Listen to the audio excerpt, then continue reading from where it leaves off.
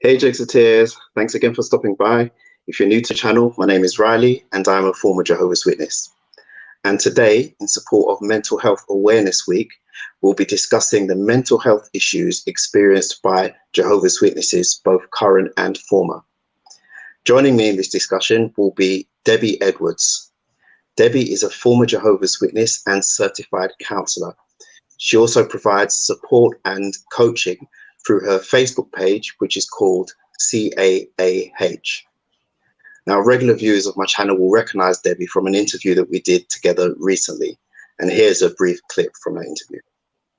The fact that the marriage was really struggling and I felt so depressed and isolated also bothered me, and I requested a shepherding call, it's because I just felt like, well, someone must see what's going on, and maybe we'll get the help that we need, and then I'll have this little holiday with my daughter.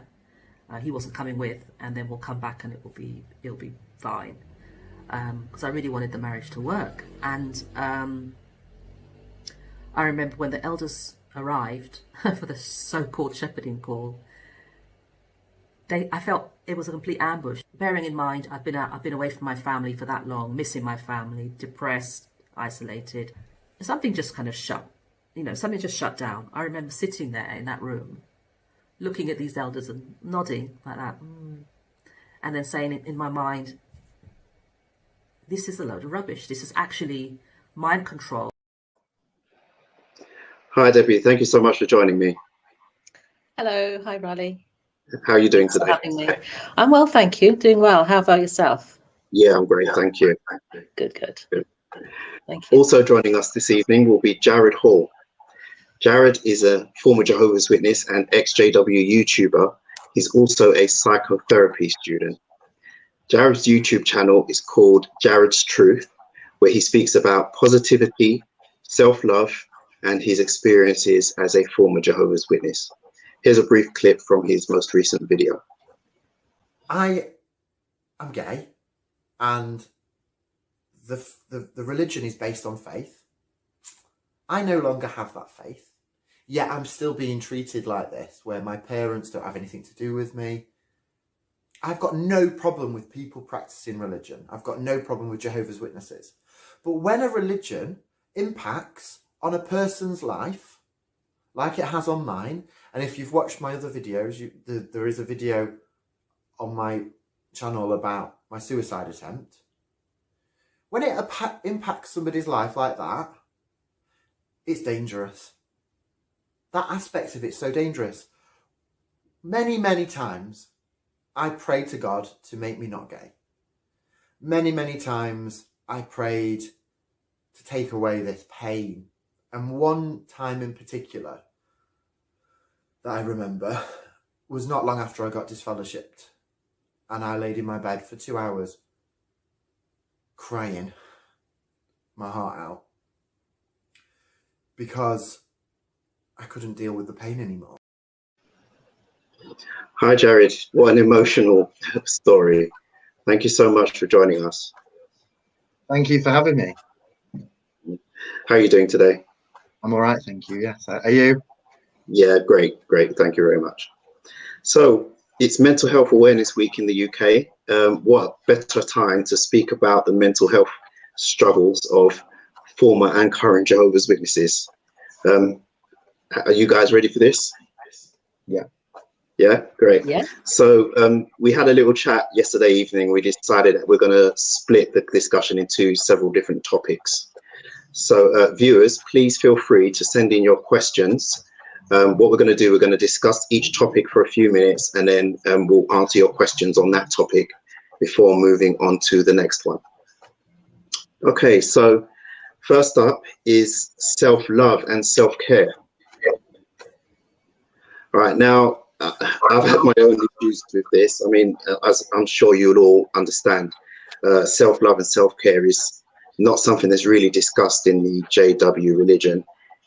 Any kind of caring for oneself is deemed to be selfish. Everything is about doing more for the organization, doing as much as you can for the organization and really making yourself secondary. Is that something that you guys have experienced as well?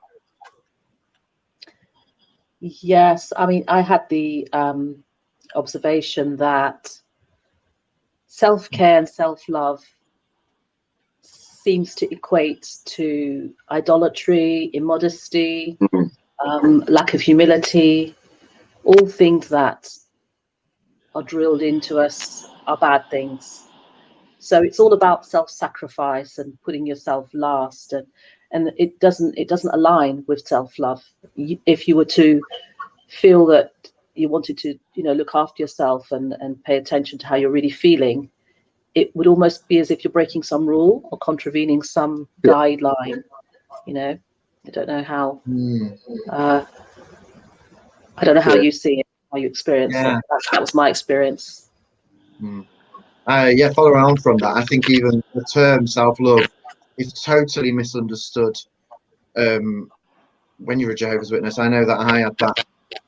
I used to think it was kind of a narcissistic thing to love yourself, but when you realise what self-love is, it helps you to understand. And I think when you're a Jehovah's Witness, you are taught that we are sinners. You're a sinner.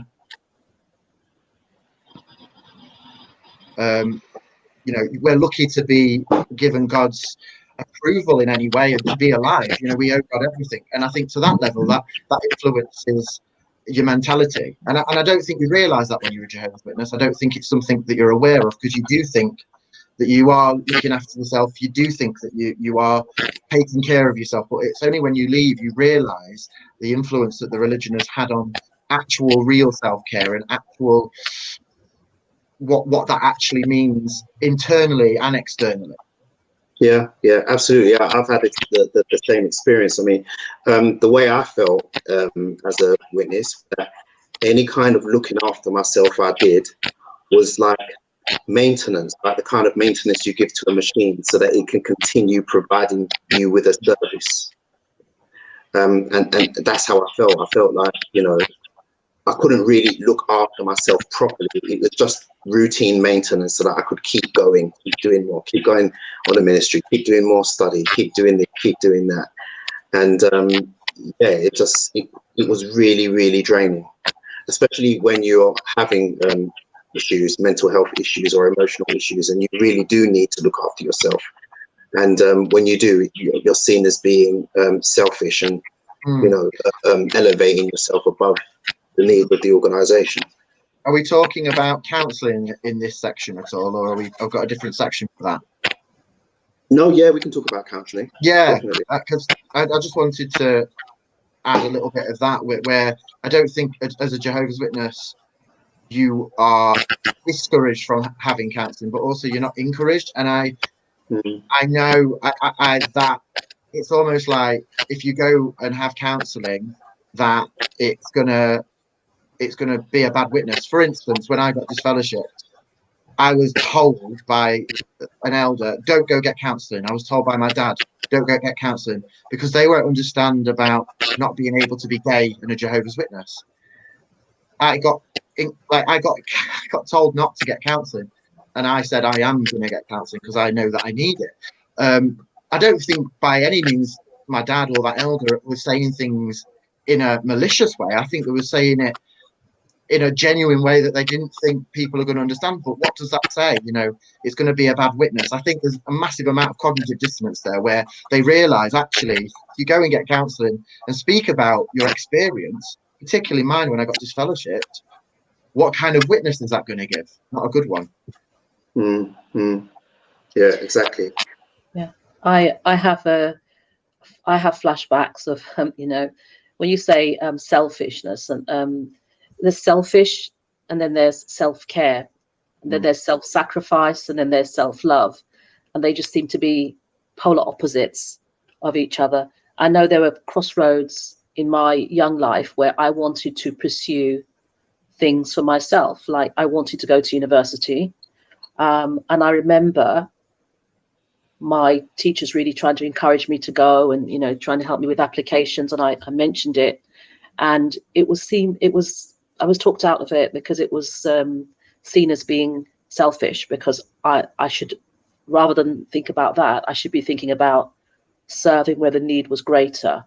and self-sacrifice, and it was nearly impossible to have an idea about putting into practice self-care. And because we're not encouraged really to stop and take it inwards, we're not encouraged to be introspective, we're encouraged to be doing things, we're encouraged to be busy, be out in the ministry, be if we're a publisher, auxiliary pioneer, if we're an auxiliary pioneer, regular pioneer, if we're a regular pioneer, special pioneer. Well, that's how it was when I was it, which is a long time ago. But the point is, there really wasn't even time for self-care in my recollection. It was just a matter of go and not think about anything. Yeah, absolutely. And when the advice that you're given whenever you're having any kind of issues is just to do more. Yes, it's the doing more that is causing your issues in the first place. You know, it's a completely counterintuitive solution. Like say if you have a car and the engine is overheating, you don't solve that problem by running faster. Right. You know, but that's the advice that you're given. It's just it just makes no sense. And I think as well that really ties into this. Well, my own personal perception of the organisation now, looking back, it's more of a business than a religion, or it's a business masquerading as a religion. And the reason why they give that kind of advice is because the focus is on productivity, just like a business. Yes, you know? Absolutely. Get the hours up, you know. Well, it used to be place magazines, place literature, get the hours up, serve where the need is great, be busy with quick builds, just like productivity, almost like you were part of a factory, and it was more about output than about looking after the resources, which the resources yourself. And whatever weather, rain, snow, be out in the ministry. You know, my mum was a single mum with 6 children, and sometimes, you know, we'd be out in the ministry in the pouring rain and freezing snow, and we wouldn't all have umbrellas, but I know that there was a lot of pressure on her to be spiritual and be spiritually active, because, you know, if she wasn't, then there would be elders knocking the door to find out what was going on. Where was there time for self-care? Self-care would have been, you know, being inactive or being irregular, you know. So it really is at odds. It really is. Yeah, absolutely. Have you experienced that, Jared? I think you are made to put everything in the organisation first, and to put Jehovah first is what it's kind of sold to you as, isn't it? It's put God first, and you come second. And I really don't think that. I think that anybody watching this who is still a Jehovah's Witness, because I'm very good at kind of like remembering where my brain was at back then. I don't think they would understand this conversation. I think they wouldn't understand how that is actually happening to them because of the maybe not anybody, but if it's hard to know it when you're a witness, because you've got so much hanging on it. You've got so much within the religion that, because you're so busy, you don't see it, if that makes sense. Because you're having to be so busy, you don't have time to even think that that's happening. So then you're not aware of it.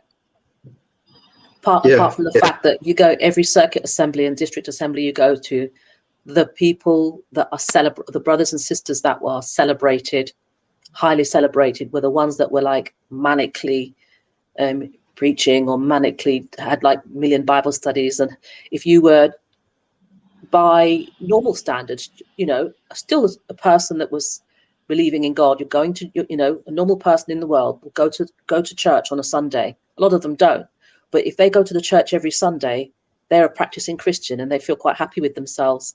Imagine in the organization, you just go to the Sunday watchtower and you don't do anything else. You're practically, you'd be shunned, or you'd be marked, or you'd be a bad association.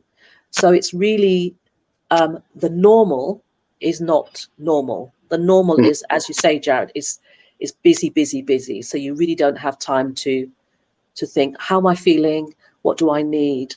And how can I meet that need for myself?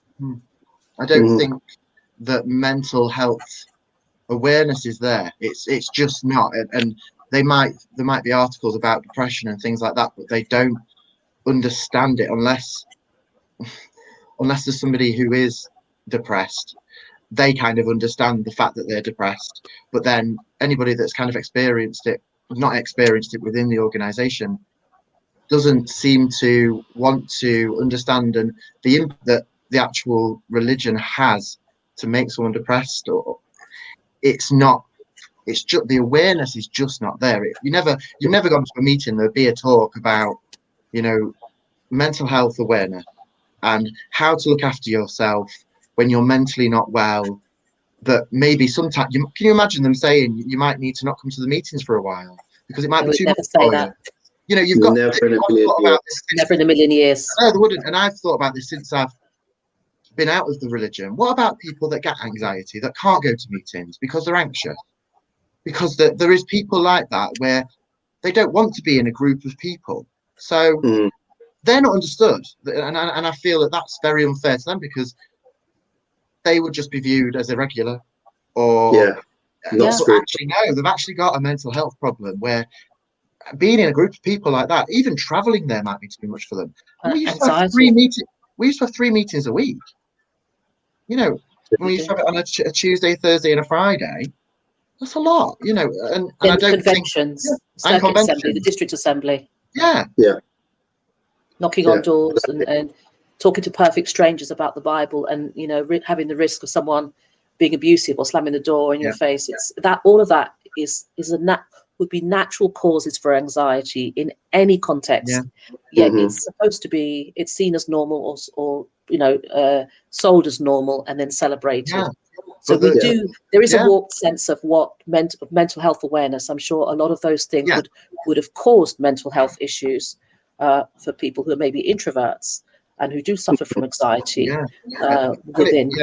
Definitely. And it seemed to be, I don't know if this was your guys' experience, where if that was the case, it was almost like, well, you need to pray to God more. You need to have more faith. God will give you the Holy Spirit. God will give you the Holy Spirit to have the strength to do that.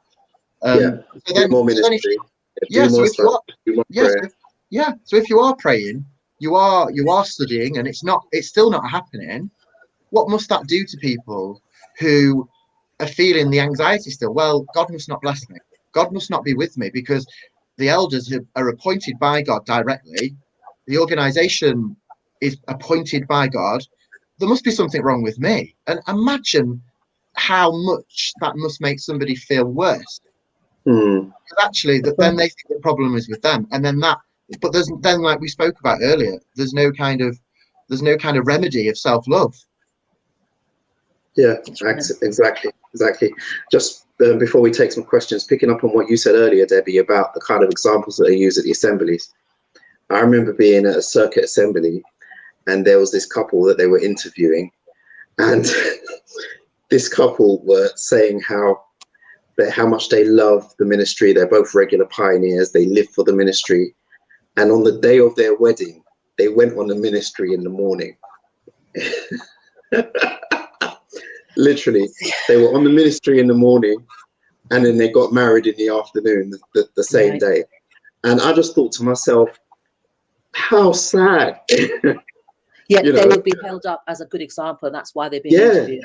They were. Everyone was applauding, and say, oh, what a fine example. I mean, the day you get married, the one day that you're allowed to just think about yourself and your partner, and no, they're saying rather than do that, follow these guys' example and go out on the ministry in the morning.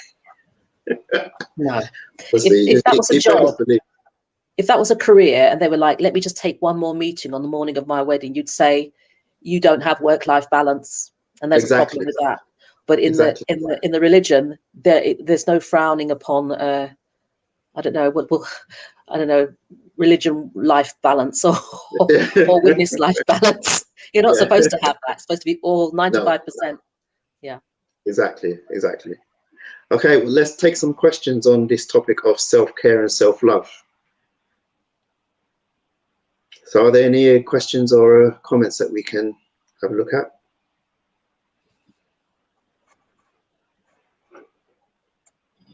Okay, so Miss V Moon, now you are away from the religion. Do you now see that your JH peers or JW peers were negatively affected by not having self-care? What do you guys think? Thinking back, it's been a while since I was in, but I know that thinking back and with the benefit of 2020 hindsight and a bit more maturity, I can see that many people were, many of my friends were depressed. A lot of them, young people, you know, the one thing that they don't frown upon is having the odd tipple. so, any opportunity for a glass of wine or for a beer, you know, more so because that was a way to feel better about just what your life was. And I know that's also kind of quite a big thing in Bethel, where there's supposed to be like the ultra spiritual. There's a lot of drinking as well, and that also I think is a sign of depression when you lean on that. And I do see that clearly looking back. Yes. Yeah. Me too. I mean, there was one pioneer sister that was that I was in a congregation with, and she was literally on the ministry 24/7. Apart from the meetings, anytime that I saw her, she was out on the ministry. I would literally, anytime I left my house, I was guaranteed, almost guaranteed to see her street witnessing or doing the door-to-door work. She was literally always on the ministry. It's like she never ever went home. And she ended up having a nervous breakdown, having to be, you know, I think she was sectioned at one point. And, you know, there's no doubt in my mind that there was a correlation between how much time she spent in the ministry and, you know, her declining mental health, because she was literally doing nothing else. That's right. That is not normal. It's not healthy. Yeah. No, it's not healthy at all. It's not healthy mentally in the same way that, like you say, you know, running on empty physically is not healthy physically. That's not healthy mentally. No, definitely not. I remember seeing a video of a brother that was talking about, well, he was out now, when his wife and him were in marriage school. I think it was called couples school. Okay. Yeah, the school for Christian couples, I think it's called. Yeah, and they're preparing them for, and in the middle of the whole of the class one day, a sister had a nervous breakdown. Like she had a breakdown in the class, and they just literally had to just carry her out, and that was it, because of all the studying and all the, you know, the pressure. It's what would you expect of a human being? It's terrible. Have some more questions. Okay, so Deborah Allen, what does it say when your pioneer mother had time for all her Bible students but no time for her children from very early age till being an adult? That's really sad. She wasn't balanced. Yeah, definitely not balanced. Definitely not balanced. I've heard of things like that myself. I have. Yeah. I've heard of elders who are, you know, spending so much time doing their, you know, performing their congregational duties that they neglected their families, and their families broke down as a direct result of that. You know, I know of a couple of elders where that was the case. I was thinking about that as well. A lot of elders whose children were the ones that were getting disfellowshipped a lot when I was in Belgium anyway, because they were just so busy with the congregation. Children really were doing what they, you know, whatever they wanted. Yeah. And in every congregation I've ever been in, the worst behaved children were always the eldest children. You should find that as well. Yeah, 100%. Crazy. And another trend that I found as well is a bit of crackling. I'm not sure what that is. Another trend that I found as well is you would have an elder, his wife, and their children, and then as soon as the children go up and leave home, they split up. The elder and his wife split up. I've seen that so many times. Have you guys seen that? I didn't see too much of that. I don't know whether it was where we were living. No, I didn't see too much of that. Me neither. I just saw a lot of young couples, you know, maybe 2-3 years into their marriage, just marriages breaking up because, you know, obviously getting married for the wrong reasons, incompatible. The elders tended to stay together, but the children would go out, would be disfellowshipped, and then it would just be, you know, them and their wives. Yeah. Okay, let's take one more question before moving on to the next one. And this is from actually, can we have that last question back from Jean, please?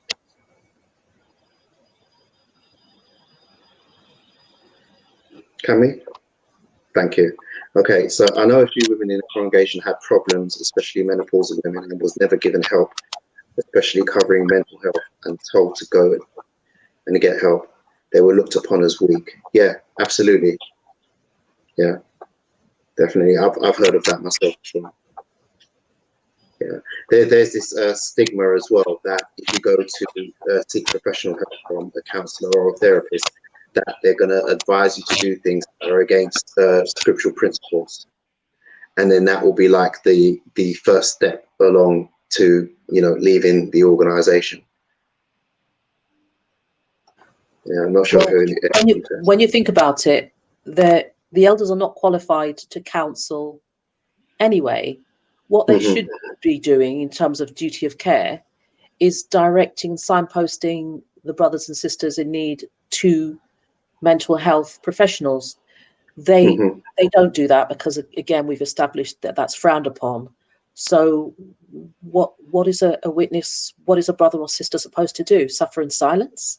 Although I've recently had a text message off an elder, and he actually said to me, we're shepherds of the flock looking after the spiritual side. If you're struggling with the pandemic, message Samaritans, which was interesting because I messaged him and said, I've got no problem at the moment with my mental health to do with the pandemic. If anything's wrong with my mental health, it's to do with the way I'm treated. He completely ignored that, but then gave me advice about Samaritans, which when like 7 years ago when I got disfellowshipped, as I mentioned, what my dad had said and what an elder said to me. So I find it interesting that he's signposting me to a non-religious organisation, which when I was a witness, my dad always said Samaritans are religious, which is lack of education. Yeah. When I got disfellowshipped and I actually discovered Samaritans are not religious, they're just there to help. Not only are they not religious, Samaritans, because I'm undergoing training with the Samaritans right now. Not only are they not religious, they're not supposed to tell anyone what to do. Exactly. The only time they're supposed to intervene is if somebody's suicidal. They're there to listen. Yeah.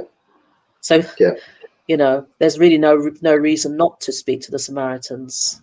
And the same with counsellors. You know, if a counsellor is a proper counsellor, they are not meant to advise. No.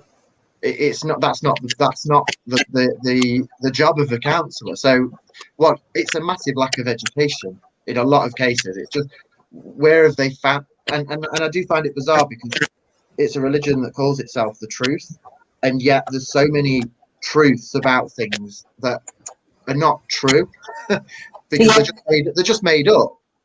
Yeah, that's why I don't call it the truth anymore. That word can't pass my lips. Yeah, exactly. It's a really hard habit to get out of, though. Yeah, it took me a while. Yeah. Okay, let's move on to the next topic. But first, I just want to highlight some super chats. Thank you so much, awake.com, for your super sticker. And from the Shunned Experience, thank you so much. Really appreciate that. And another one from the Is It Really So channel. Thank you so much. Thanks, guys. Great conversation. Riley, you're doing such great work. Thank you so much. I really do appreciate that. And by the way, Is It Really So is a really great channel. If you haven't subscribed to that channel, please go and do so. And also, please subscribe to The Shunned Experience, another great channel too. Okay, so let's move on to the next topic, which is sexual repression, the elephant in the room. This is a big one. It's a huge one. It's an absolute huge one. And it's a problem for so many witnesses, if not all witnesses. I think it's fair to say all witnesses suffer from this in some way, shape or form. Married, single, gay, straight, it doesn't matter. It's something that affects everyone right across the board. Yeah, definitely. I think for me, I could talk about this for the whole evening on my personal experience alone. With regards to sexual expression, obviously I've mentioned that I'm gay. I knew that at the age of 8. I knew that I was attracted to guys at the age of 8, but my parents would say that people that are gay are the same to Jehovah as paedophiles, are the same to Jehovah as people that practice bestiality. So how on earth was I meant to ever tell my parents that I was attracted to guys when that's the connotation it was given? So I hid it for a long, long time. Well, until I was 25, until I got disfellowshipped. It was because I was too scared. And by the time my parents had got any form of understanding, and I mean a very small amount of understanding, I remember, for instance, my mum saying that she thinks the estrogen in milk might be something to do with why people are gay, and there's more gay people now. That was a reason. I just remember her having Seriously? that. No, but the funny thing is, when she said that to me, it was a relief, because it was at least some kind of thought. But by that time, I'd already, met guys, and I thought I will be disfellowshipped. So I hid it, and I hid that side. So I didn't want to be that person. I didn't want to lie. I didn't want to be dishonest, but I felt forced to. And I think that's, to be honest, I think that's the experience of many people who are in the religion, who are straight or gay, that you hide. This is not just from my experience. I spoke to other people. You hide those things. You do something wrong, even if it's masturbation, you feel guilty. Everything you do, any sexual thought you have, is bad, really, really bad, because that's what is believed. Yeah, absolutely. Two things on this. First of all, I remember when I was like in my late teens, in the congregation in London. I don't know. I'm sure I'm sure this resonates, and because I've seen other videos where people say the same thing. It wasn't a big deal for you guys when you were young to go ice skating, because that was the only opportunity where you could go and have recreation with your friends, and you'd be allowed to hold hands, like indiscriminately, because you had to, because you'd fall over if you didn't hold hands with the brother that you fancied.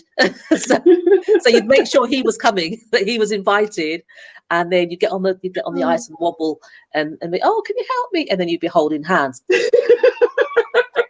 I'm like 19, and I'm doing this, like, I mean, this is I just had a flashback to that level of repression is beyond me.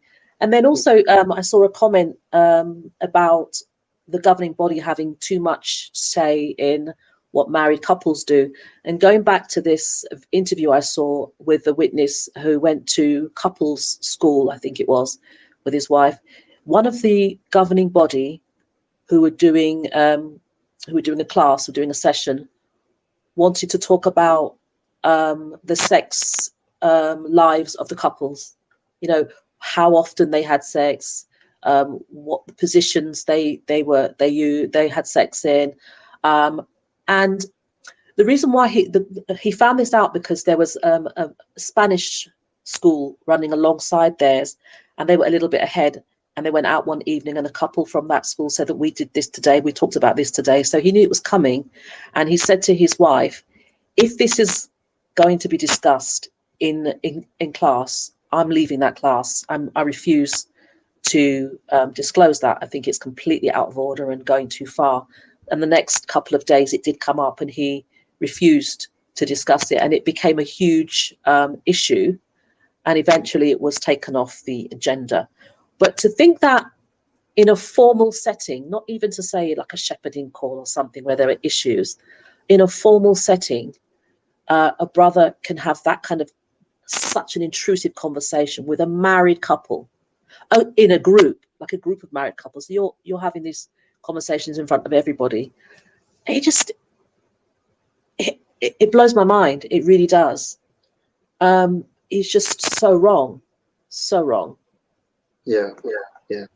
I mean, Ray Franz in Crisis of Conscience spends a long time speaking about this. I can't remember what chapter in the book it is, but the intrusion into, the bedrooms of Jehovah's Witnesses was just ridiculous. Yeah, it was ridiculous. And when they started saying that, oral sex was bad, or mutual masturbation was bad, and then they just got inundated with letters from witnesses who, in all sorts of distress, feeling guilty. I remember there was one example of a man who was paralyzed, so he couldn't have normal relations with his wife. So the only way that he could, satisfy his wife was through I'm trying to keep it PG-13. Debbie's blushing. It's difficult. no, it's my sweatshirt. But he wrote into the branch saying, now that they've made this, rule, for want of a better word, he feels his marriage is suffering, and he fears that his wife is going to become dissatisfied with the marriage, dissatisfied with him, and go elsewhere. It's just crazy. It just baffles me, because you don't realize it. There's these little things when you're in the religion. That's a bit weird. That's a bit weird. You do see it, but then you're taught that this religion is guided by God. If it's guided by God, why is there so many mistakes, changes of opinion? Because I know, talking about that, I think it's changed now, where oral sex is okay based on the shepherd boy, to be, because there's a scripture that talks about being intoxicated by her breasts and all of that. So based on that, I did read something not long ago. But then they change things all the time, and when it comes to these kind of personal issues, like, what right do they have to? If it's really God's organization, where is it in the Bible that they need to say these things? It's not. It just isn't. Yeah, absolutely. What astounds me is, sorry. No, sorry. You go ahead. I was going to say what astounds me is how the level of mind control that witnesses are under. Actually, they feel that the first thing they need to do is divulge their very personal business to people that have no business knowing what happens in their bedroom. Like you said, that when they made a rule, and they were inundated with letters. I thought you were going to say they were inundated with letters of people who were expressing disagreement, saying, "Oh no, this is out of order." But no, they were writing in to say, "Oh, we've done this, we're sorry," or "We've done this, we feel." I mean, the level of control is it's astounding. Or elders writing in to ask for advice on how they should deal with a couple who's confessed something to them. There was a lot of instances of that. Wow. Never thought of it like that. Sorry. But yet they say not to go beyond the things that are written. It's crazy. I mean, what about sexual repression amongst young people, like teenagers? Actually, it's funny you should mention about the ice skating, Debbie, because I remember doing exactly the same thing. Me and my circle of friends, we used to do exactly the same thing. We were always at Streatham Ice Rink. Ours was Queensway. Our hunting ground was Queensway. Right. Yeah, for us it was Streatham Ice Rink, and it was for exactly the same reasons that you said. You know, looking back now, it's because that allowed you some kind of freedom to be, you know, not intimate, but over familiar with but intimate was holding hands. That was a way, because it was such a big deal to us, and also like being seen and seeing and being seen at conventions. Yes. You know, just absolutely. walking around and making sure everybody sees you. That brother that might want to come and strike up a conversation. You know, you're going to walk past him a few times. It seems to the world it would seem very innocent, but within us, there's a lot of anxiety around sex and around things that are actually very natural and normal. In society, are seen as really a big deal, and that in itself causes anxiety, which will lead to depression, and mental health issues, and there's a lot of that, I'm sure. Going back to the ice skating, I think I was at a disadvantage being gay. I didn't. Holding your sister's hand did nothing for me. True. Sorry about that. And the thing is, what I've noticed as well is that witnesses are so repressed, not just sexually, but in every way you could possibly imagine, that whenever there is any small opportunity to let loose, many do go completely overboard, completely off the rails, and just end up acting crazy. You mentioned like the parading around at the conventions, the Twickenham, making sure that you're noticed, and there was a pub that everybody used to go to after Twickenham called the Barmy Arms, and I'm telling you, the stuff that went on in there, it went so bad. They eventually ended up having a sign on the window saying "No Jehovah's Witnesses." Really? Yeah. Wow. Yeah. Not for the reason of preaching. Shocking. Why? Because they were drinking too much, or? Yeah, drinking and all sorts. After Twickenham. See, I'm scandalised by that. It's a throwback to my judgmental days. And they would end up behaving, I don't mean to stereotype, but they would end up behaving worse than their depiction of what worldly people act like. Because you're just so repressed. It's like holding a spring too tight. When you let it go, it just flies out. And I think that's something that is an issue when it comes to alcohol, and when it comes to any kind of interaction with the opposite sex as well. Well, we used to have, I had a group of friends, and some I'm sure are still in. I think a couple might be circuit overseers now. And we were like youths in the congregation together, and we used to have like little get-togethers, and we would do this thing called the broom dance. And I'll tell you what the broom dance is. It was just an excuse to dance with someone. Basically, you'd go up to someone and give them the broom, and that means you could dance with them. And so at one of our houses, someone would play music, and then we'd do the broom dance. And it was like, I think back and I think, wow, the lengths that we would go to just to do things that young people do quite innocently. To think that you could like get in so much trouble if you were seen out in public with someone, if an elder or an elder's wife, it was usually an elder's wife because they were like the spies of the congregation. Or if someone like that, saw you could literally get in trouble just because you're walking down the high street with a young sister or a young brother in your congregation. Because you was on your own with them. Because you were on your own with them, let alone hold hands or do anything else. I think there's a lot of, and I know I was like it when I was a witness. which is ironic because I was leading a double life, but that's cognitive dissonance. Very judgmental of people, which is so funny because you don't think you are when you're a witness. You don't think you're judgmental. You think you're the least judgmental people on the planet. And actually, you're extremely judgmental of not just people who are outside of the religion, but people that are perceived to be not doing things correctly within the organization. You know, someone gets reproved because they've done something sexual, or which is usually the case. That's usually what happens. You back off from them.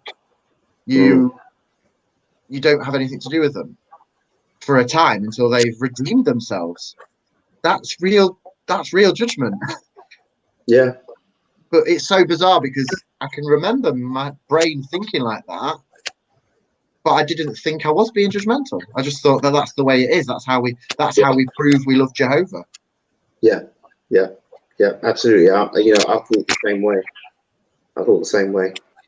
And this will be a nice segue onto our next section. But witnesses tend to get married a lot younger than the general population. And being honest, the reason is because a lot of young witnesses get married because they want to have sex. Oh yeah. So you end up marrying the first person that you date. Not that witnesses use that word. You end up marrying the first person that you have a relationship with, just so that you can release your sexual tension, and then you find that you're completely incompatible. For me, it was equally that, as well as the fact that I just wanted my own. I felt like being married, I would be able to be a bit more. I'd have more say in my life. When you're living at home with your mum, you just have to do everything the family's doing. Yeah. I thought that if I was married and I didn't want to go on the ministry, then it was up to me because it's me and my husband. So I felt for me it was more about freedom as well. But either way, it's not a normal situation, and which is exactly why so many marriages are unhappy, and many end in divorce prematurely, or That's divorce right. anyway. Yeah. And I think that the problem is compounded as well by the marriage advice that comes from the society as well, or the governing body rather. People can get married for the wrong reasons, but still end up, loving each other and having a good relationship if they get good advice. It is possible. It's not, but the advice that comes from the organisation it's not really good marital advice. It's just, do more in a ministry, read the Bible more, pray more. I mean, as if that's a cure-all for every single problem, in every area of life a person could possibly have. How old were you when you got married? Sorry, Jared. Sorry? I was 21 when I got married. Okay, I was 21. Is 21 a thing? Because my sister got married at 20. My sister was married at 21. Yeah. 4 of my siblings got married at 21. What is that? And divorced at 28. Yeah. So I think 21 is a thing. Is something about that age. It sounds like it. It does seem to come up quite often. I mean, I interviewed someone last weekend, and they were married at 21 as well. It does seem like it's a thing. I've never actually thought about that before. So young, isn't it? It is very young. It's very young. You have no idea who you are at that age. No. And when I divorced at 28, I was a whole different person, like completely different person. I had changed so much, and you have to have that environment to grow and be allowed to be who you grow into yourself. The organization doesn't allow that, and these early marriages to people who are incompatible also don't allow that. And then you also have a lot of depression in young married couples, and infidelity, of people just not coping at all. Yeah, absolutely. So I think let's go on to the next subject, but let's take some questions first. Okay, so I think this question's for you, Jared. Miss Fema, would you still be a witness if you weren't gay? Thank you, Vicky. I go to uni with Vicky. Would I still be a witness? I think, I don't know whether I mentioned this to you guys yesterday, or I've spoke about it recently. I think I'd still be a witness if I wasn't gay.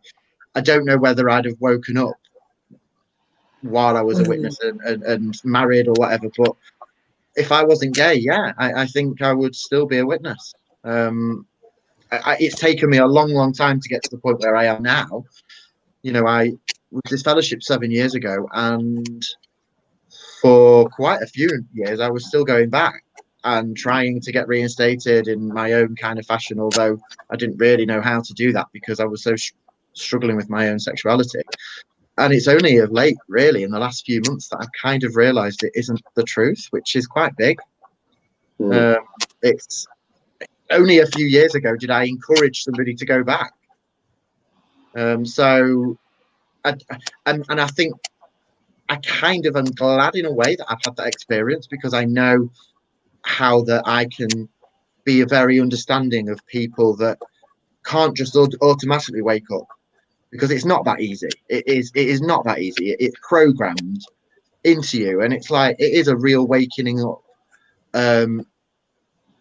I've had a massive change over 7 years, and it's been a very, very gradual change. But no, I do think that if I was not gay, I'd still be a witness.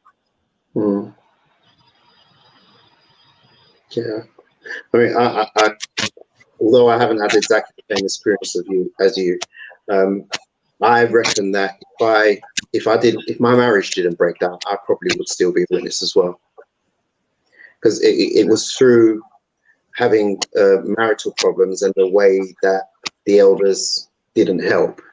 That is the thing that started waking me up. Yeah, because that's when I started to see the cracks in. Yeah. You know, in some of the doctrine, the way the organization is run through the elder arrangement. And, you know, if that hadn't happened, I probably would still be a witness. For a long time, I just viewed it as imperfections. I was like, it's imperfections, it's imperfections. And then when you start really looking into the doctrine, the difference in doctrine that keeps changing, and then you actually listen to experience of other people, then you realize, actually, no, this is not just imperfections. This is a core there's a core, something at its core is wrong.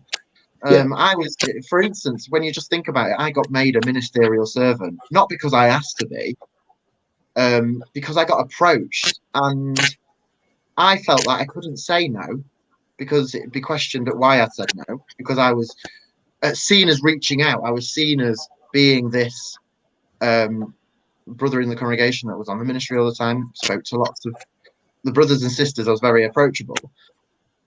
I was scared to say no, but then I became a ministerial servant. But if that was God's Holy Spirit that appointed me, God's Holy Spirit would have gone, alarm bells, you know, don't do it. He's not. So God, they prayed on it. So what was the point? Exactly. Any more questions or comments on this topic before we move on? Okay, the shunned experience. I remember when we studied the Keep Yourselves in God's Love book, in particular the section in the appendix on masturbation on a Thursday meeting, and young children were exposed to this. Yeah, so that's a big thing. It never really occurred to me how inappropriate it was at the time. I mean, I had young children myself, but looking back now, I mean, there's no separation between adults and children at the meetings, and at the meetings they discuss absolutely anything, you know.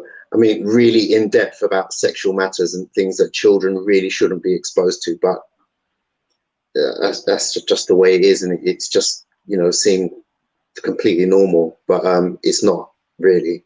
And that just goes to show, when you're indoctrinated, things that should ring alarm bells don't.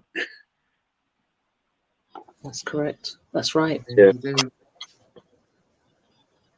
Okay, let's take one more question before we move on. Any more? Okay. Oh, Sophia Spina, my good friend. My JW niece just got married 3 months ago. 20 years old. Yeah. That's not uncommon. I mean, I've heard people as young as 17 getting married. Wow. Yeah. Yeah. Shocking. Yeah. Okay. Been some more super chats from Miss V Moon. Thank you very much. Really appreciate that. And Kimberly Black, thank you so much. Really appreciate that. Thank you. And that's it. Okay, so let's move on to the next topic, which is unhappy marriages. We've already kind of overlapped onto this already. Mm. So the amount of unhappy marriages in the organization is just crazy. But the thing is, I mean, did you see Harrison's latest video where he was where he met with the two elders when he had his disassociation letter? Yeah. And do you remember one of them said, but look how much happier our families are than in the world. Yeah. That's something that all witnesses think is true, but the opposite is actually true. The opposite is actually true. I think that the happy marriages in the organization are in the minority. I think For some of the reasons that we've already discussed, like getting married for the wrong reasons. I think when you're a witness, you almost believe that.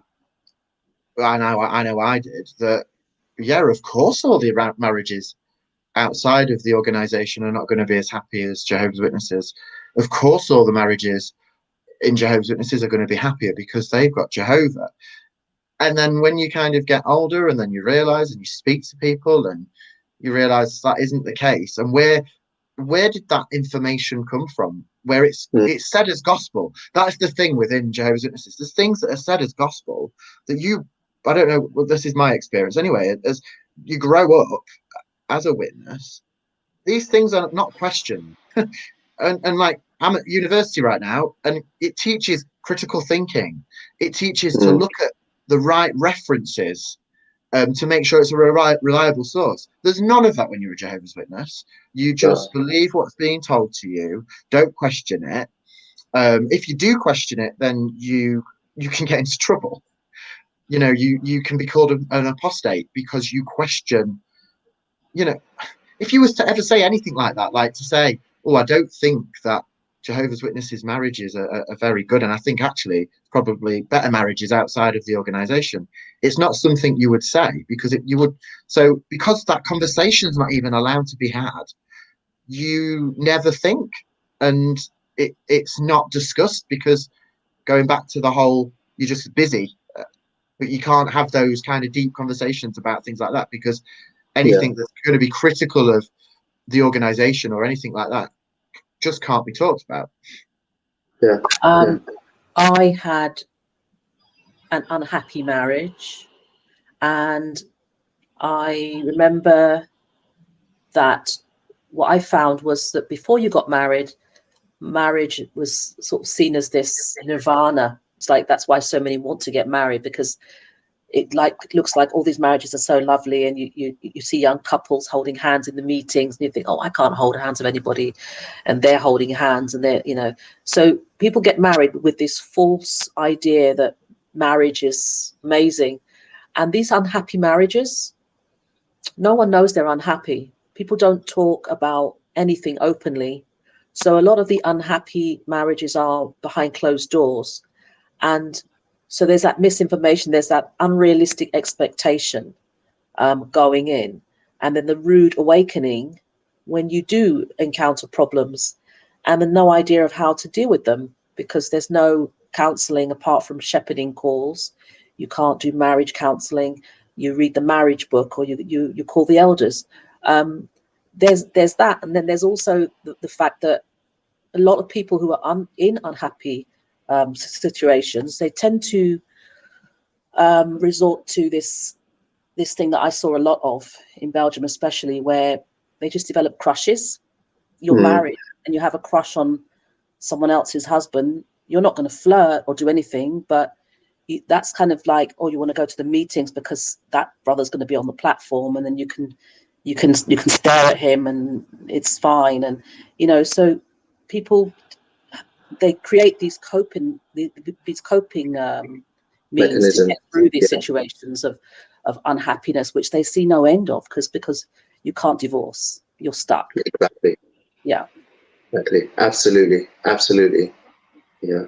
I mean, I think that the root core of the problem is this notion that the Bible is an instruction manual for life. For every area of your life, there's a scripture for it. So to live a happy life, regardless of what area of life you're speaking about, all you need is the Bible, and everything will be fine. And it just doesn't work out like that. I mean, the Bible does contain, of course, a lot of helpful and true principles, but to rely on that solely as a means for living a happy and fulfilling life, it fundamentally doesn't work. It's so unrealistic as well.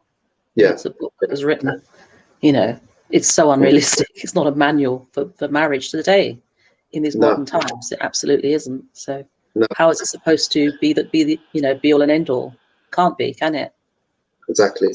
I mean, I remember having a conversation with an elder, and I was seeking advice from him because I felt that I wasn't compatible, that my wife and I weren't compatible with each other, and that was the root cause for a lot of our problems.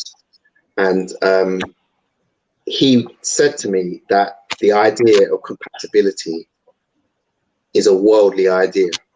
He said, I'm not thinking like a spiritual person by wanting to be compatible with my partner, with my wife. He said that as long as any two people can get married and have a happy marriage, as long as they both follow scriptural principles.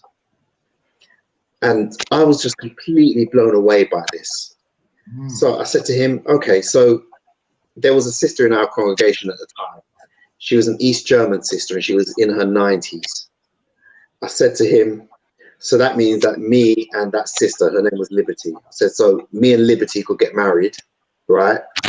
And as long as we both follow Bible principles, everything will be fine and we'll be perfectly happy. Me, a 22-year-old, and her, an East German woman in her 90s. And he says, yes, in theory, yes. Those were his exact words.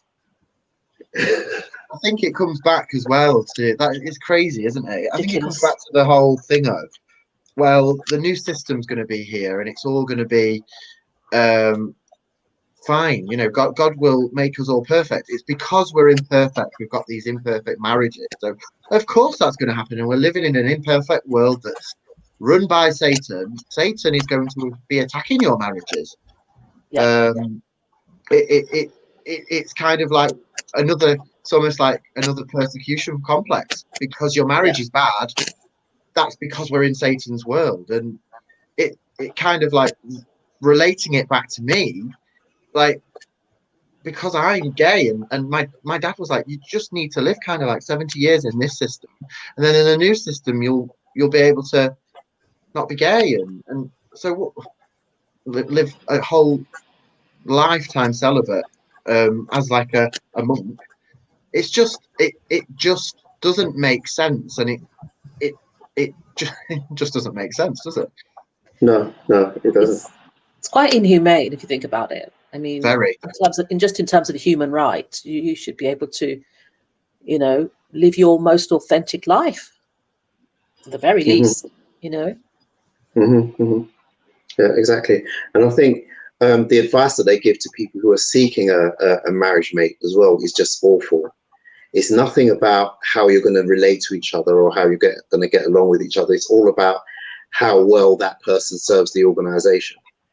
If that person serves the organization well, then they'll make a good marriage partner. It's just completely unrealistic and ridiculous advice. If they love Jehovah, then how they love Jehovah is how much they're going to love you. Is kind of how it. Yeah. But then that's how is anyone going to know what's actually inside of somebody internally by their outward of what they're doing? Exactly. Apparently, I was desirable to lots of sisters because I was a minister, a servant, a pioneer. I was living a double life. I'm gay. Like, that makes no difference. You No. can portray something, and I think that is the thing with Jehovah's Witnesses. It is very much about what's portrayed on the outside, what's Yeah. seen. You know, Yeah. the terminology used a lot is that's a bad witness, or that's a good witness, and it's all about a facade. It's not real. Yeah. Not at all. I mean, I've said this many times on my channel before, that what witnesses define as spirituality isn't really spirituality. It's being religious. It's all about outward appearances, what you do as a ritual or a routine. It's got nothing to do with what's inside of you or how you feel emotionally towards the God that you're serving. It's all about works, what you're doing, Yeah. which is typical of any business, really. When you think about it, business, what are they concerned about when it comes to their employees? They're concerned about how productive their employees are. Output. Output, exactly. Mm-hmm. But all of these things, they're just output. They're just, they're just performances and works. It's got nothing to do with the person inside. And, since I've, become an activist, I'm in contact with many, many people who don't even believe Jehovah is real, but they're on the ministry, they're commenting at meetings, they're, conducting Bible studies and all of these different things, but they don't even believe in Jehovah. But yet, Wow. technically, they're a desirable marriage mate. Wow. Just because they're doing all of those things and ticking those boxes.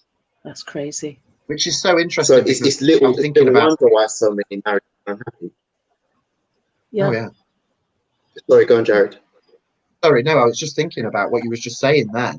Because when I don't know whether you had this kind of experience, you go on the ministry and meet a vicar or whatever, and the opinion you have is, oh, they're getting paid for that. They're getting paid for that job. You don't actually believe it.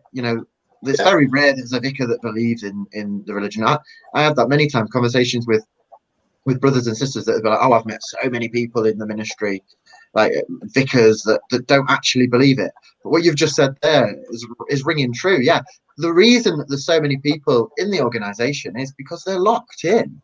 They've got no escape. And I know this personally of people that are still in the organization and they're PMO, but they're in it for the family. It's far more common than the average Jehovah's Witness would even think, because nobody talks about it. Because if they were to say, I don't believe it anymore, they would get disfellowship. They would. Exactly. Absolutely.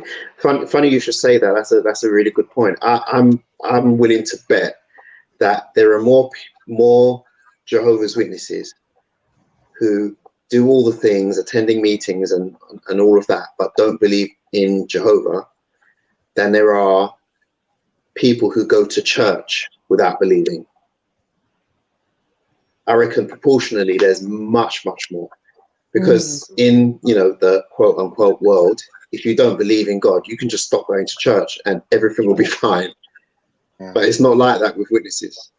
You don't lose friends and family. No, you don't. You don't lose friends and family for stopping going to church. So there's nothing holding you in there if you don't believe. But with witnesses, it's completely the opposite way around. Yeah. Okay, so can we have some questions, please, on this topic of unhappy marriages? Thank you. Laura Charlton. What support is there if you're unhappy in the marriage, but you feel forced to stay? None, basically. Being honest. Inside. If you're in still, none. Yeah.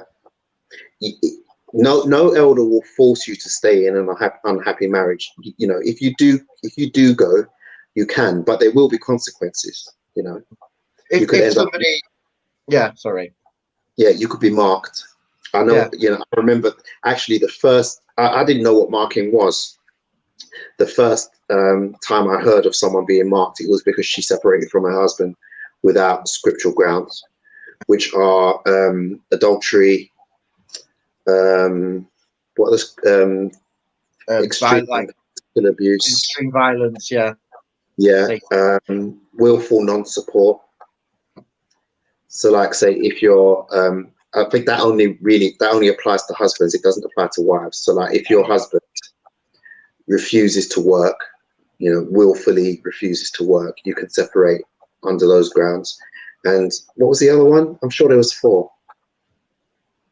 Oh, spiritual endangerment. So if you're even if you separate even if you separate, sorry to interrupt, even if you separate from your partner for any of those reasons, you can't remarry. You're not divorced. No. You can't so divorce. basically, you're That's just in only for limbo. separation. You're just not with the person, but you can't actually. Exactly. So you'd rather be alone. You can separate for those reasons, but you can't divorce for those reasons. So if you choose to separate for one of those reasons, the last one being spiritual endangerment, if your spouse is threatening your spirituality, like if they're an apostate, for example, you have to remain married to them. And even if you do divorce, you can't remarry. And if you do divorce, it is viewed as I don't think you can get disfellowshipped for it. You can't get disfellowshipped for it. But if you then remarry, you will get disfellowshipped. You will get disfellowshipped. I do know of people that did get remarried and the kind of in that situation, and the opinions that brothers and sisters used to have on them was negative, very negative. But yeah, it's almost like as well when you see that a married couple doesn't get on well, yet they're striving to stay together. It's almost like, oh, well done, that's really good. That's good. That's a good thing. Yeah, because in the new system, that's when you'll get your happiness. But you can see how unhappy they are.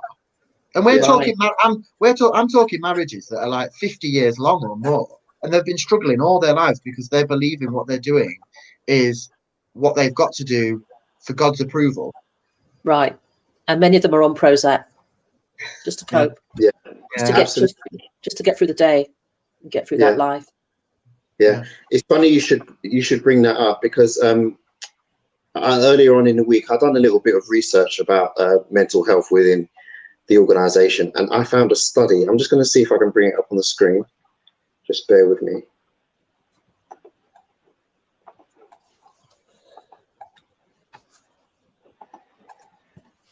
Where is it? Okay, here. Okay, so I found this study. It's quite an old study. I couldn't find one that was newer, but this was conducted in the 70s. And there are some really, really frightening statistics here about mental health within the organization. This one, for example, the rate of schizophrenia is 0.38 for the population compared to 1.4 for the JWs. That's according to these. You say? Yeah. Wow. Thus, according to these figures, the incidence of schizophrenia among the witnesses is about 3 times as high as for the rest of the population, and paranoid schizophrenia is about 4 times as high. Well, how do they get these data, though, if the witnesses are not encouraged to go and be diagnosed? That must be the tip of the iceberg. They got this data from witnesses who were either hospitalized due to their mental illness or were having counselling due to their mental illness, and on the form they disclosed their religion. That's got to be the tip of the iceberg. The tip of the iceberg. Must be.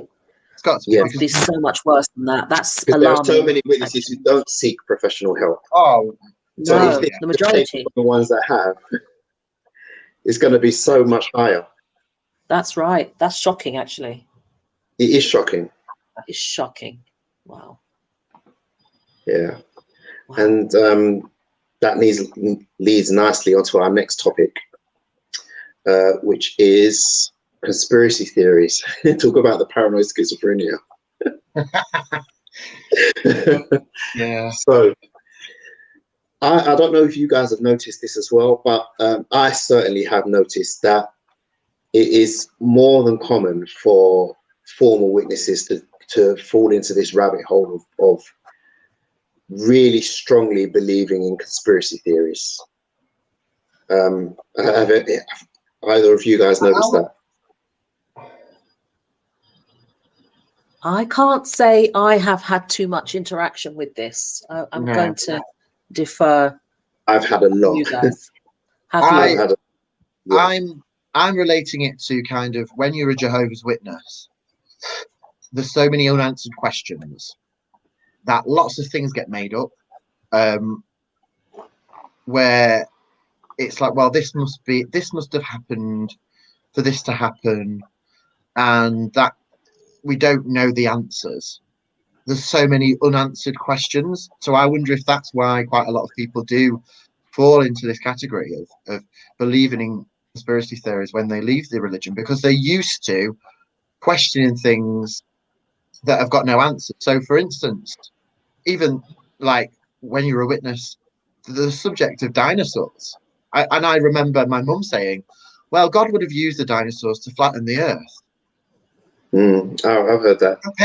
To prepare it for us. And I don't know whether that was from an article that she'd read or whether that was from her own mind. But it's like, there's so, for a religion that when you're in it, you believe it's got all of the answers. There's so many unanswered questions.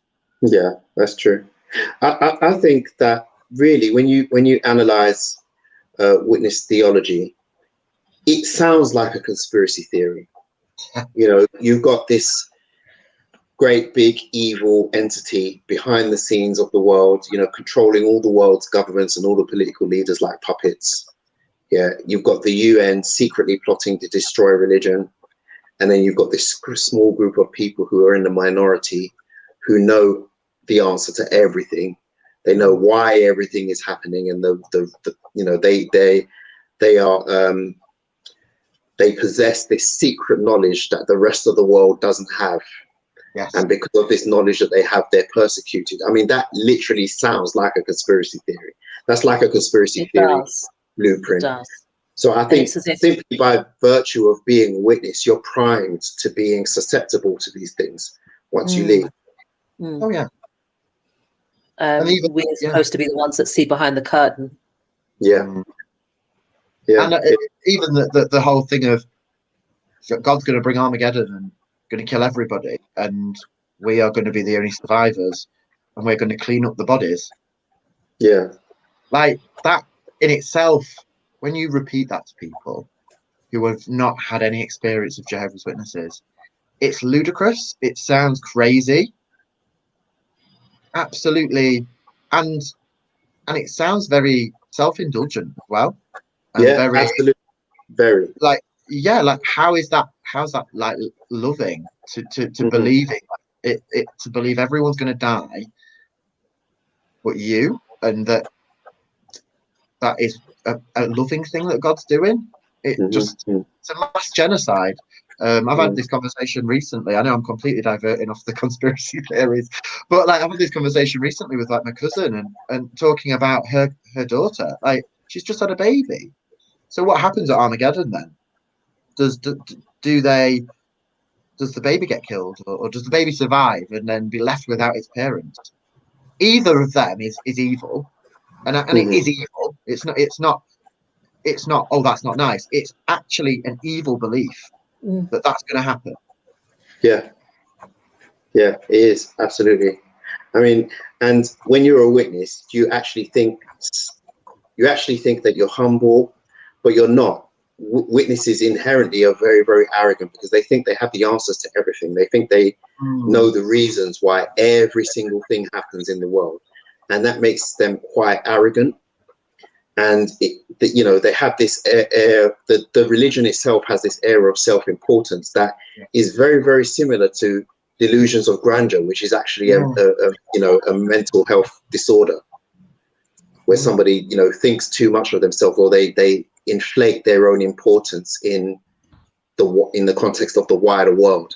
And I think that witnesses really, really do that a lot. You know, I'm not sure if you've seen the most recent video about Armageddon and how Armageddon's going to happen. And there's this illustration of all of these, like they look like generals or politicians, and they're in like a war room.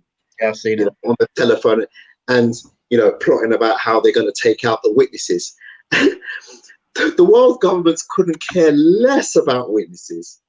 You know, witnesses really think that they're that important that you've got, you know, generals in a bunker somewhere, you know, deciding how they're going to take them all out. I mean, it's just crazy. I mean, as an activist, I know how difficult it is to draw the attention of like the media to the issues of, you know, the harmful practices that witnesses do, because the wider world in general just doesn't care about witnesses or what they're doing. But witnesses feel that they're so important and so central to world events, and it doesn't surprise me why they have this conspiracy theory mentality. And I think going back to kind of the mental health side, when you are a Jehovah's Witness and you have this belief system that the end is coming, I think that's another reason not to get help almost, because well, God's going to fix me. Any problems I've got now, God's going to fix me. So there's actually kind of no need to try and find help to deal with my issues. Yeah. Oh yes, I had an awful upbringing, but let's forget about that because God's going to sort that out. And almost I wonder, and I'm speculating here, whether some witnesses might have the mentality with regards getting help, whether that actually is going against the fact that God is going to help them, and feel a disloyalty to him almost, because they're seeking out help when the person instead of waiting on Jehovah. Yeah, instead of waiting on Jehovah. Yeah. And these are sincere people, you know, lots and lots of witnesses are so sincere. They believe it. And they're absolutely lovely people. Just like there is kind of horrible people in the world outside of witnesses, and there's lovely people. There's so many sincere people, and I feel so sorry for so many people because they're trapped and they don't realize it. Yeah, absolutely. I think another part of the doctrine that lends itself to being, you know, conspiracy minded is the idea that the Bible contains hidden secret messages that you have to try and work out, and you can only decipher these things if, you know, Jehovah reveals it to you. You know, this whole esoteric, you know, side of the organization. You know, I mean, I've literally spoken to people who believe in that whole QAnon conspiracy thing, and there are a lot of similarities between what they believe and some of the things that witnesses believe about, you know, the end times and you know, working out Bible prophecies and signs and codes, like the whole 607 BCE thing. You know, how they arrive at 1914 from that. I understand it. I can explain it, but that doesn't make it not ridiculous. You know, take a scripture from here, multiply it by a scripture from there that's got nothing to do with that scripture over there. You know, add 2,520 years, and Bob's your uncle 1914. I mean, I think it works for quite a lot of people, because when, and I know talking to people who have kind of left or are questioning now, and myself, I'm looking back to conversations I had with my mum, it was almost like these prophecies don't really matter. It's fine because it doesn't matter. Let's just think about Jehovah. That's all we're focused on.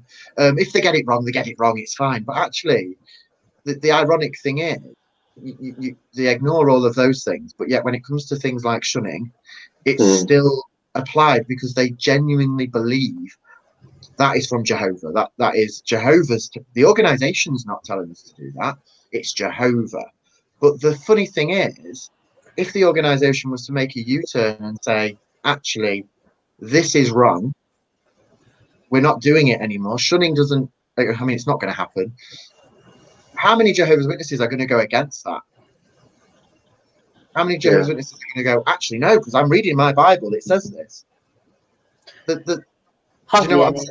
Yeah, they don't, because that would not be the sheep-like mentality. Exactly. They will think, actually, well, I'm trusting in my own knowledge, trusting my own heart, and I should be trusting Jehovah. And to trust Jehovah, I trust these 8 men in New York.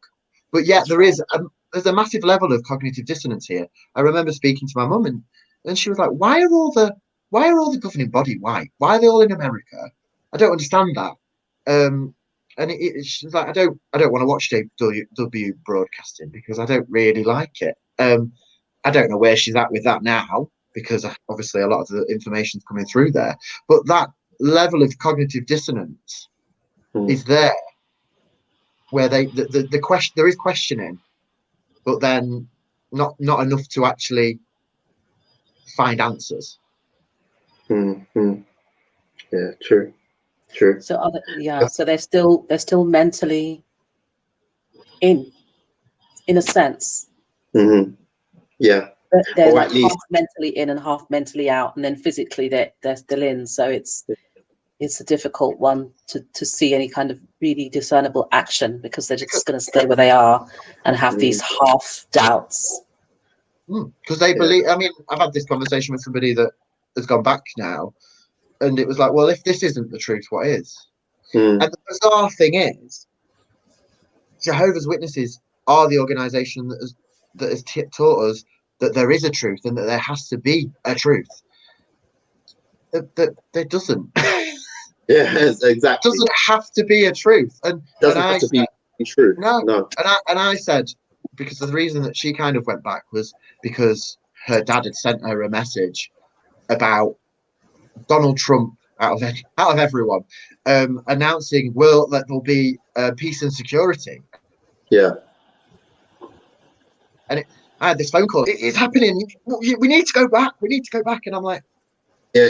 And at that time, I was kind of still like, and I was like, that wouldn't be my trigger to go back. And just because it's the best of a bad bunch, I don't think that's a reason to go back either, because it's that it's so bizarre, because it is that organization that teaches it is the truth. And I think that plays a massive part. The fact that it's called the truth.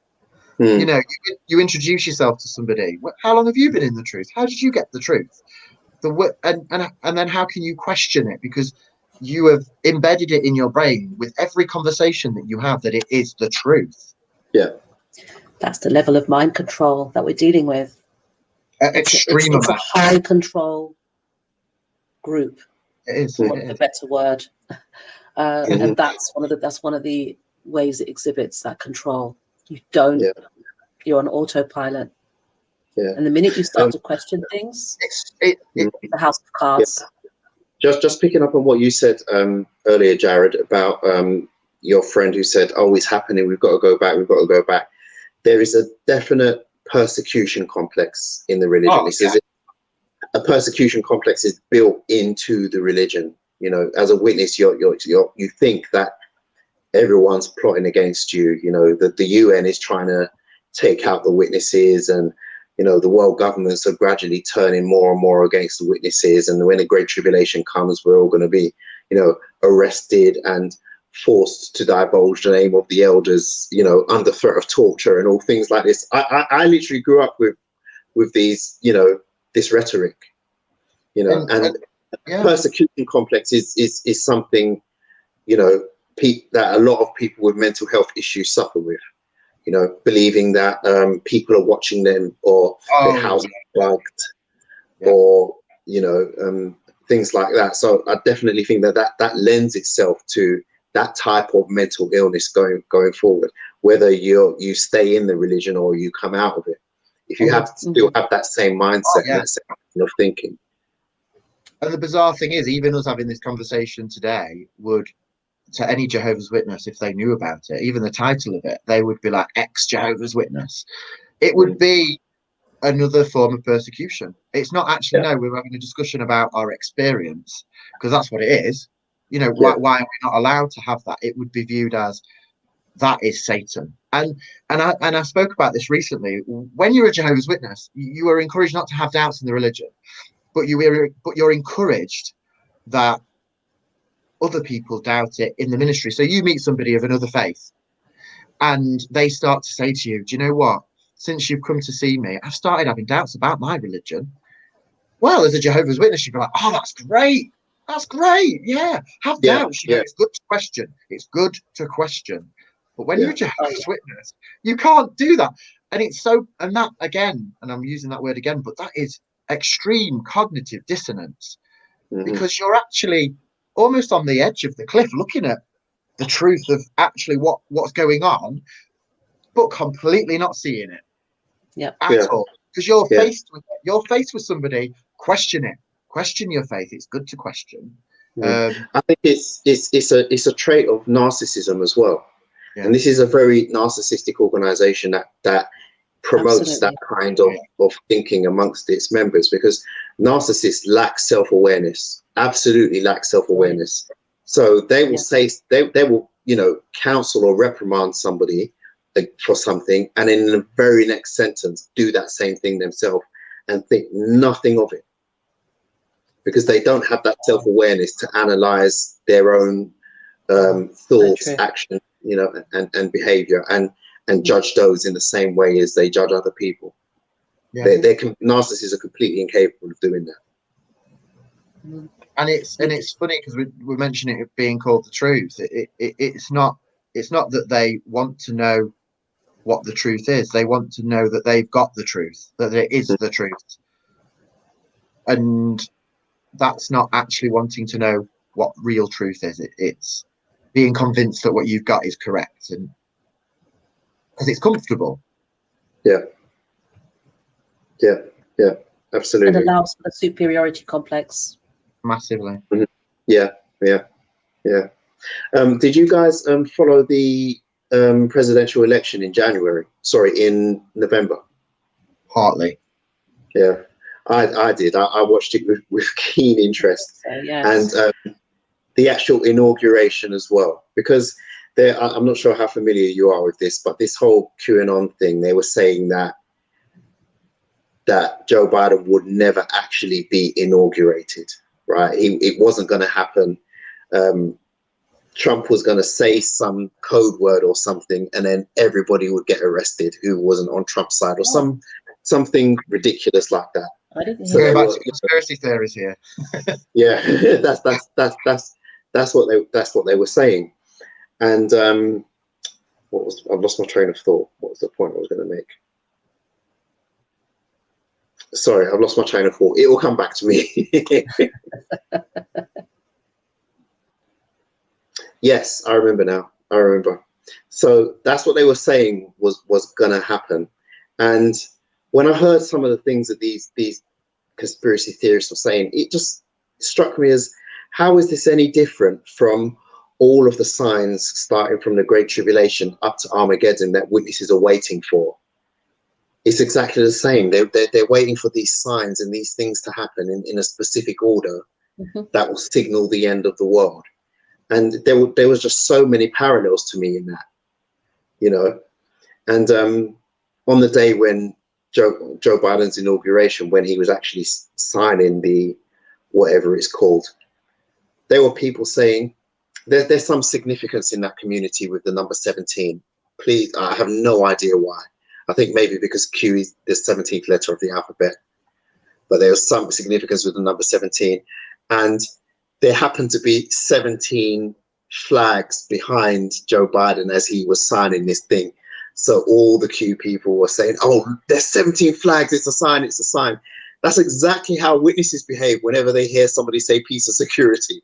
It's a sign, it's a sign, And how is that any different from, counting 70 years from the destruction of Jerusalem and then multiplying it by times and half a time and all of that? I mean, it's all the same. And I think that mentality, that mindset is ripe and ready for affecting our mental health. Because like you said, you're there on the precipice looking over, you're always anxious, you're always expectant of the end of the world and massive destruction. Yeah, that's not a mindset that's healthy and that could promote peace, inner peace. Yeah. So it's really not surprising that so many witnesses suffer from mental health issues and there's such a high rate of schizophrenia, etc. And then you've got, on the flip side, you've got people that leave the organization and still believe the doctrine because they're mentally still in and are fearful of Armageddon and are fearful of what's going to happen to them. Like my friend, that has a massive impact on them. And then, you live your life as a Jehovah's Witness believing that you're going to live forever. So and I know I had this mentality. I wasn't investing in myself, because why would I invest in myself when I'm going to live forever? You know, that mentality. So it makes sense. Yeah, don't go to university. Don't do that. No, because it's Satan's system going down, and we're going to live forever. And then when you come out of that and realize actually you've wasted a lot of your life, like I have, it's almost like you're having to learn how to be a human, how to live in the real world. Like when you've been in this, I don't know how to describe it. I don't know if I was going to say TARDIS. I don't know if that's the right word. But when parallel universe. Yeah, just like, where your thinking is completely out of whack, and you have to recalibrate your brain. I don't know, my experience anyway, massively recalibrate everything. And even now, there's days go back, like pretty much every week, I'm like, oh wow, oh, that's as a result of that. How did I not see that? And it's like slowly unraveling, but it's a long process.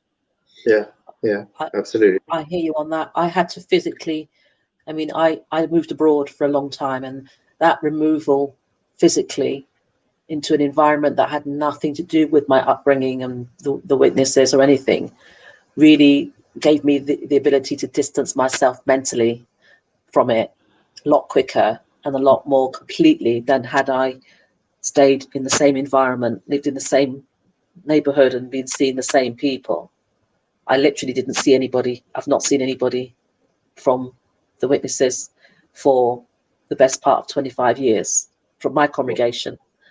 And that's really been invaluable to me. But I know for many, it's not the normal. You'll bump into people on the ministry, or you'll just see people that you grew up with and they just turn their back. That must be incredibly difficult. Yeah. It has some power. Even like I had a chat with my auntie the other week, and she never was baptized. She never really, she went out of the religion, stopped going to any kind of meeting. She was kind of went and stuff. But she's got things now even to do with like the blood issue, where she wouldn't have blood. The impact it has, and I'm not saying it in a critical way of it, but it's just the impact it's had on so many people, where they'll keep little things like where it celebrate Christmas, where it celebrate birthdays, but yet they're not in the religion, and it's, I don't know what the reason is for it, but it just has a hold, and they might do lots of other things, but there's certain things they won't do because it's not what they was brought up to do, and it's uncomfortable and bizarre. Yeah. It's mind manipulation. Yeah. Really. And it's not something that's easy to let go of. Textbook. Yeah. Exactly. And I don't think that you ever can completely 100%. I mean, this is one of the mental health struggles I had after I left the organization. And it was trying to find my identity, trying to, develop an identity of my own. And excuse me, there were some days when I woke up and I literally did not know who I was. And when I looked at parts of my personality, I couldn't see where the Jehovah's Witness ended and where I started. It was like there was so much overlap. It was like trying to determine which parts of my personality were me, the real me, and which parts were the JW me. It was something extremely difficult, and I don't think it's something that I'll ever be able to decipher or unpick completely 100%. There are some parts of me that will always be like that are definitely from the JW. Yeah. Mm. Even sitting here with you guys now, there's a tinge of guilt somewhere in me of, should I be doing this? And I know that that's not right, but it's there. And I'm being honest, because that's the kind of control it has. And going back to like what you've just said, Riley, that you don't know who you are, and because your whole identity is wrapped up in the religion, and anything good, and we talked about this yesterday, didn't we? Anything good that you do or any kind of praise you get, you just attribute it to Jehovah. You just go, well, it's Jehovah, it's Jehovah, it's Jehovah, because that's viewed as humility. That Yeah. is to be You're humble. not even supposed to say thank you when someone compliments you on your talk. You're not, are you? No, Forgot that. no. If you do a good talk and someone compliments you on your talk, you're not even supposed to accept the credit for that. You're supposed to direct to Jehovah. Didn't know that. Yeah, you do. Yeah. I remember that. No, because I was a ministerial servant. I'd forgotten that. Yeah. Yeah. You direct it to Jehovah. No, don't thank me. It's Jehovah. And Yeah. I'm just Jehovah's tool. And Is that the script? I must have missed that memo. Wow. That's brought back memories. Yeah, Throwback. Yeah. It's crazy. So let's take some questions. Are there any questions on this topic of conspiracy theories? Laura Charlton. A witness told my daughter that every time she blows candles out for her birthday, Satan gets one step closer to her. This really scared her. She was only 10 at the time. That is all I do now. Yeah. But once in a while, I'll still have them. Yeah. Yeah. It's crazy. Any more? Thank you. At Jexit, I was warned time and again that stuff I bought in charity shops were the reason I had depression. The demons like to hold onto clothing. Yeah, we all heard that. Don't buy anything secondhand. Yeah, don't buy anything second. I actually remember there was one time where when I was a kid, my whole family was down with the flu. We didn't all have it at the same time. We had it like one after the other, but there were some that had it at the same time as others. I mean, there was 5 of us, and I remember being at the meeting. So I think I was the first person to recover. So a brother gave me a lift to the meeting, and everyone else stayed at home. And on the way home, when he was dropping me home, he said to me, "Does your family buy anything from secondhand shops?" And the implication was that the reason we were all sick could possibly be because we bought something from a secondhand shop and we'd all gotten sick as a result of demons. Not that, you know, one person had the flu, and because we all live in close proximity, we all, you know, flu is contagious, that we all got it. No, not that. It was because my parents bought something in a secondhand shop. This is bizarre. He actually asked me that. I didn't get what he was implying at the time, because I mean, I was just a small kid. But when I got home, I told my mum, and she knew exactly what he was getting at. And then she told my dad, and then my dad went and had a word with him. He wasn't best pleased. Let's put it that way. I wonder if, because I mean, I'm up north, and we always used to shop at charity shops. And I remember my mum, because she used to go shopping at charity shops that were run by religious organisations, and would say, "Don't tell anyone we shop here, but it doesn't matter because they're cheap clothes." But I understand that if there was anything kind of that we brought from a charity shop, and then there was like a feeling of demons, or that somebody gave us, because we had that experience before where somebody gave us stuff, and I was little, so I don't quite remember, but that there was some kind of demons, and we got rid of this item that was given us, and then that stopped. So the mentality of secondhand things, because the demons hold on to like things, don't they? Apparently, Yeah.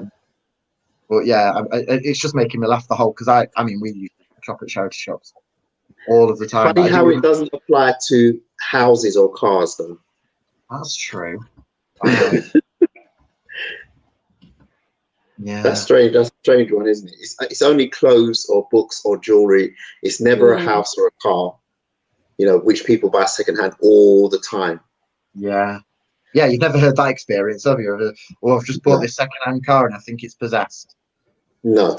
So much is driven by fear. Also, I mean, you know, the majority of things are driven by fear, especially when you're young and you know, young children. Frightened of Satan, the devil, the boogeyman. It's just a climate of fear. Oh yeah, massively. Going back to that, I don't know whether you two kind of had this kind of thought mentality at any point, but I was so scared to even leave the religion because I thought I would become a drug addict, an alcoholic, a prostitute or something like that, because how on earth can you leave the truth and then be able to live? Because like the teaching is that once you're out of there, once you've known Jehovah and you've turned your back on him, Satan's going to be right on you more than ever. That's right. And so going back to that mentality, when I was realizing I was gay and not wanting to talk about it, I genuinely thought I could end up homeless, because I thought that's what happens. You know, you get told that when people get disfellowship, they become like this, and you're given examples of, look at him, he's become like this because he's left Jehovah. This is what happens. This is what happens when you leave Jehovah. But never is there any examples of people that have actually got on with their lives. And if there is, it's because, well, yes, because, you know, he's been sucked in by Satan's world and he's getting his reward now, but Jehovah will kill him at Armageddon. Yeah. It's like, it's to be able to leave that. How are you to leave that when that's what's portrayed that's going to happen to you? Yeah, absolutely. Massive mental health impact. Yeah. We have another comment. My mother said if I didn't go to the meeting that I would be staying home with Satan instead of Jehovah at the hall. Oh man. Wow. What a horrible thing to say to a kid. I'm just wondering, Freddie, how old was you when that was said to you? Because I can't imagine that impact. To think, you know, to tell your kid that Satan is in the house. That's terrible. Took my chances. I took my chances. Well done, Freddie. Ironically, she's out. Wow. Oh, well. All well that ends well. So I think we can wrap it up there, guys. Thank you so much for joining me. It's been a pleasure having you on the channel. It's been a pleasure being part. Thank you. Thank you so much. And thank you, viewers, for watching as well. Thank you for your questions and for your super chats. It's very much appreciated. So please check the description of the video for links to Jared's YouTube channel and also to Debbie's Facebook page. You can also contact Debbie by email. Her email address is in the description as well. So thank you so much again for watching. Please proceed to the Jexit in an orderly fashion, and I'll see you in the next one. Thank you so much for watching to the very end of the video. If you haven't already done so, please like, leave a comment and subscribe to the channel. If you like my work and want to help me continue doing it, please support me on Patreon at patreon.com/Jexit_2020.